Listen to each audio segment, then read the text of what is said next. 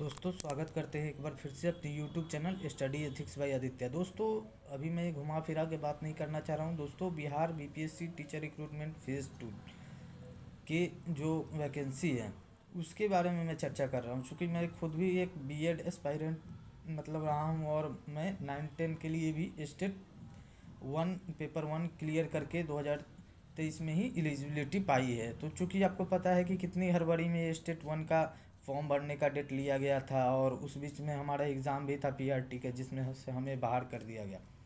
और आपको ये भी पता होगा कि उसके लिए टाइम नहीं मिला और इवन मैं बुक भी नहीं परचेस कर पाया था और मेरी तबीयत भी ख़राब हो गई थी।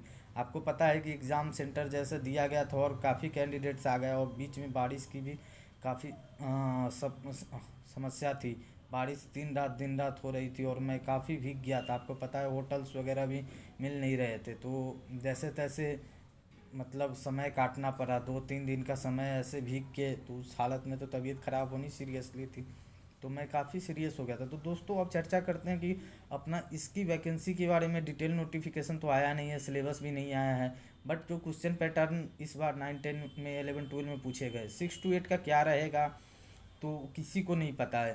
तो मैं चूँकि जनरल मेल कैंडिडेट हूँ और बहुत सारे लोग भी होंगे जिनको कोई भी रिजर्वेशन का फ़ायदा नहीं मिल रहा है। तो कुछ टीचर्स हैं, मैं सबको नहीं कह रहा हूँ, वो आपदा को अवसर बना रहे हैं, बैचेस पे बैचेज ओपन कर रहे हैं, जबकि उनकी इस एग्ज़ाम में जो उन्होंने पढ़ाया उससे कुछ भी नहीं आया। क्योंकि क्वेश्चन पैटर्न जो पीआरटी का आया था शिफ्ट 1 का, वो काफ़ी आपको पता है डिजास्टर साबित हुआ था।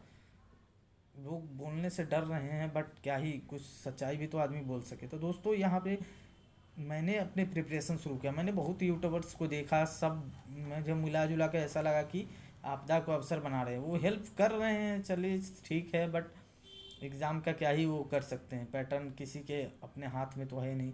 तो दोस्तों मैंने तैयारी कैसे शुरू की, 6 to 8 का कुछ सर्टेन है नहीं। और आपको पता है, मैं एक यूट्यूबर सर का देख रहा था तो उन्होंने बताया कि लगभग 88 मार्क्स का, अगर आप मैथ बैकग्राउंड के हैं तो आ रहा है। क्योंकि मैं मैथ से हूँ तो मैं मैथ्स के ही बारे में ज़्यादा चर्चा कर पाऊँगा, मुझे उसका ही पता है।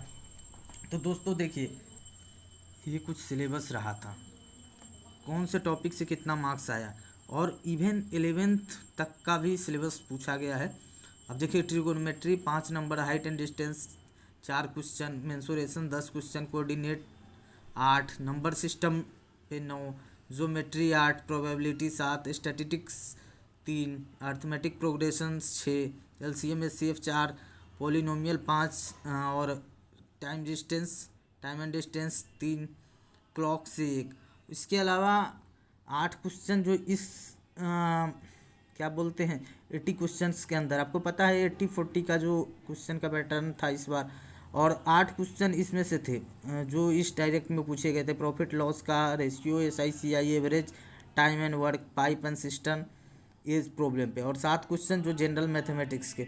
तो कुल मिला के मैं कहता हूँ, अगर जो बेहतर है कि इतने कम समय में अगर खुद से जिनकी मैथ्स अच्छी है तैयारी कर पाएंगे उनके लिए बेटर है। क्योंकि मैंने अपना पढ़ाई कैसे शुरू किया, मैं अपना स्ट्रेटेजी बताता हूँ, शायद किसी के भी काम आ जाए। तो देखिए दोस्तों, मेरे पास NCERT की मैथ्स की बुक थी 9-10 की, तो एक्चुअली ऐप पे भी फ्री में मिल जाती है, जहाँ ऑफलाइन आप इसको रीड आउट कर सकते हैं। हिंदी मीडियम इंग्लिश मीडियम से मैथ में ज़्यादा फ़र्क नहीं पड़ता, ठीक है। तो मीडियम के ज़्यादा चक्कर में आप भी ना पढ़े, मैं भी नहीं पढ़ रहा हूँ। मेरे पास इंग्लिश मीडियम का बुक है, बट मैं उससे तैयारी कर रहा हूँ। मैं एग्ज़ाम में हिंदी में कंफर्टेबल रहता हूँ, हिंदी से भी देता हूँ इंग्लिश से भी, तो मुझे ज़्यादा फ़र्क नहीं पड़ता है। तो दोस्तों आपने सिलेबस देख लिया और आप जहाँ भी पढ़ रहे हैं आप बेटर तैयारी कर रहे हैं। मेरे बातों में ज़्यादा मत रहिएगा, क्योंकि मैं तो अपना स्ट्रेटेजी शेयर कर रहा हूँ ना। तो देखिए, और कोचिंग्स वगैरह के ज़्यादा चक्कर में भी कई बार नुकसान होता है, बट आप पढ़ रहे हैं तो बेहतर है, सर आपको अच्छे से गाइड ही करेंगे। मैंने लास्ट में डिसाइड किया मैं इस बार खुद से तैयारी करूंगा और ज़्यादा बुक्स और गाइड्स के चक्कर में नहीं पढ़ूंगा। मैं थ्रू आउट सिलेबस पढ़ूंगा और जी जान लगाऊंगा, क्योंकि अपकमिंग अपने फेस्टिवल्स भी काफ़ी आ रहे हैं और फेस्टिवल्स वगैरह में तो समय देना ही पड़ेगा, क्योंकि एज भी अपना लिमिटेड है। लोग कहते हैं age is just a number, but number तो है, बट अपना टाइम भी मैं नहीं ऐसा खोटा करना चाहता हूँ, क्योंकि ये फेस्टिवल्स भी दिन डेली डेली नहीं आते हैं और एग्ज़ाम के मौके भी डेली डेली नहीं आएंगे। तो सबका एडजस्टमेंट करके चलना है। फेस्टिवल से नाराज़गी नहीं कर सकते हैं, क्योंकि ये वर्ष भर का फेस्टिवल है। देश विदेश के लोग जब आ जाते हैं तो हम कौन सी बड़ी चीज़ है, और एग्ज़ाम कौन सा बड़ा चीज़ है जो मेरा ये नुकसान उतना कर देगा। तो दोस्तों मैंने एनसीईआरटी को उठाया है और 9th 10th दोनों के लिए एनसीईआरटी के मेरे पास बुक है, तो मैंने उसी को रेफ़र किया है। उसके अलावा आर एस अग्रवाल भी है, तो टाइम बचेगा तो मैं आर एस अग्रवाल भी लगाऊंगा और 9th 10th का ये बुक मैं पढ़ूंगा। तो मैंने नोट्स कुछ बनाना शुरू किया और खुद से इसको समझते हुए कि मेरा इससे एक भी क्वेश्चन ना छूटे। दोस्तों देखिए, ये 10th का मैथ्स का एनसीईआरटी है और 9th 10th का ये आर एस अग्रवाल का बुक है। आप किसी भी राइटर का पकड़िए, मैं किसी एक का एडवर्टीज नहीं कर रहा हूँ क्योंकि ये लोग खुद ही अपने में महान है, बट नोट्स मैं खुद से प्रिपेयर कर रहा हूँ और ज़्यादा लॉन्ग कट नहीं, मैं पढ़ के समझते हुए चल रहा हूँ क्योंकि मेरा मैथ्स उतना वीक नहीं है। मैं इसको रिवाइज करूँगा क्योंकि स्टेट मैंने अपना ज़्यादा वो नहीं कर रहा हूँ अपना कि मैं बहुत तेज़ हूँ। और ये स्टेट के लिए मैं बताया कि मैं बुक्स वगैरह नहीं खरीद पाया था, बट स्टेट में क्वेश्चन काफ़ी सामान्य स्तर के, इवन काफ़ी निम्न स्तर के आए जो मुझे आता था। हो सकता है कोई क्वेश्चन जो मुझे अच्छे आता हो अगले के लिए वो ज़रूरी नहीं है कि वो आसान हो, और मुझे जो चीज़ टफ लगती हो किसी और के लिए बहुत आसान लगी। तो सबका अलग अलग आईक्यू लेवल है और सबकी अलग अलग चॉइस भी है मैथ के टॉपिक्स के अंदर। तो देखिए मैं नोट्स कैसे बना रहा हूँ उस पर थोड़ा दिखा देता हूँ। दोस्तों कुछ लोग बोल रहे होंगे कि बिहार गवर्नमेंट की जो अपनी बीटीबीसी की टेक्स्ट बुक आती है उससे पढ़े क्या, तो आप उससे भी पढ़िए, कोई दिक्कत नहीं है, जहाँ से भी पढ़ना है और अभी तक पढ़िए। और मैं तो जस्ट अपना स्ट्रेटेजी शेयर कर रहा हूँ। मैं जैसे नंबर सिस्टम का है तो मैं ज़्यादा लॉन्ग कट नहीं कर रहा हूँ, मैं शॉर्ट कट में चल रहा हूँ और एग्जाम्पल्स के साथ लेते हुए, ये नहीं कि मैं उसको छोड़ के, क्योंकि सर ने बोला था कि टेक्स्ट बुक से डायरेक्ट हूबहू वही डाटा का क्वेश्चन आया था, तो मुझे तो उतना नहीं है क्योंकि मैंने प्रीवियस ईयर अभी तक जो इस बार हुआ है वो भी अभी तक नहीं देखा है, तो मैं खुद से बट सब चीज़ को क्लियर करते हुए मैं आगे बढ़ रहा हूँ, तो आप भी करें। और इसके अलावा मैंने प्रैक्टिस के लिए वाइट बोर्ड भी रखा हुआ है छोटा सा, मैं इस पर भी करूँगा, बट कॉपी की नोट्स भी ज़रूरी है। एग्ज़ाम के समय लास्ट टाइम में मैं रिवाइज इसी से करूँगा। आपको पता है कि अभी हार्डली 35-40 दिन ढंग से बचे हैं, क्योंकि फेस्टिवल्स में मैंने बोला है कि मैं टाइम दूंगा। ऐसा नहीं है कि फेस्टिवल्स में मैं सिर्फ किताबों में घुसा रहूँगा, मुझे सब चीज़ इंजॉय करके चलना है, क्योंकि ये जी जस्ट ए नंबर, ये टाइम भी लैप्स हो जाएगा, ये टाइम वापस नहीं आएगा 2023 का फेस्टिवल, मुझे इसमें भी एडजस्टमेंट करके चलना है। और दोस्तों जो भी मैं एस्पायरेंट्स मैं उनके लिए करता हूँ कि आप सभी का रिजल्ट अच्छा हो, क्योंकि इस बार कट ऑफ 72 गया था 9-10 का, जैसे अगर मैं गलत नहीं हूँ, अनरिजर्व मेल का। और पता है इस बार भी डोमिसाइल मतलब नहीं एप्लीकेबल रहेगा, सारे कैंडिडेट्स आएंगे, आपको पता है कैंडिडेट्स धुरंधर आते हैं, कट ऑफ मेरे ख्याल में बढ़ेगा ही बढ़ेगा। तो मैं तो टारगेट रखूँगा अपना ओवरऑल मार्क्स 75% to 80%।